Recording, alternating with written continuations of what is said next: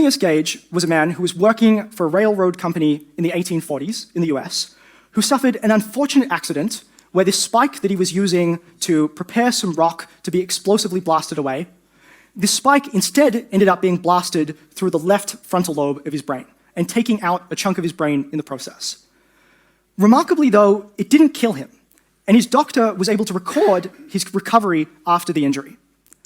So prior to his injury, Gage was known as possessing a well-balanced mind. He was known as being shrewd, a smart businessman, energetic, and persistent in his plans.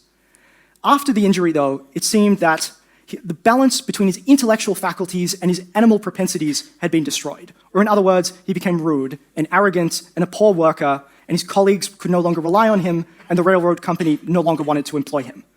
Indeed, this occurred to such an extent that his friends and family came to question whether he was the same person, even going to so far to say that he was no longer Gage.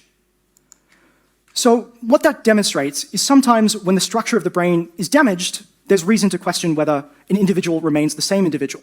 I want to question that interpretation that because Gage lost a significant chunk of his left frontal lobe, that therefore he lost impulse control. More specifically, I want to question that it was due to the damage to the brain that he lost impulse control. We do know that those things correlated, but we don't actually know that one caused the other.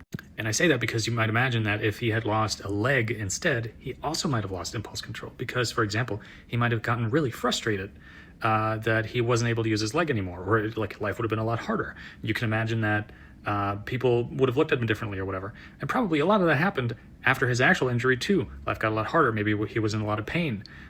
Doctors, especially at that time, didn't always take people very seriously as people. Sometimes they looked at them more as like lab rats. And that can be very frustrating for people. Maybe medical bills were piling up for Gage, who knows, right? Sometimes people lose impulse control for totally non-physical reasons. Let's say they go through a bad divorce and they have to pay a ton of money to the spouse who cheated on them and took their house or something, and now they have to sleep in a studio apartment for the rest of their life. Or like things go really wrong, and that is why they quote unquote lose impulse control, even though their brain remains perfectly intact. So I really don't know how much of this we can attribute to the physical destruction of that part of the brain. I think neuroscience, unfortunately, is overrated, and it can't tell us as much as people hope about personality.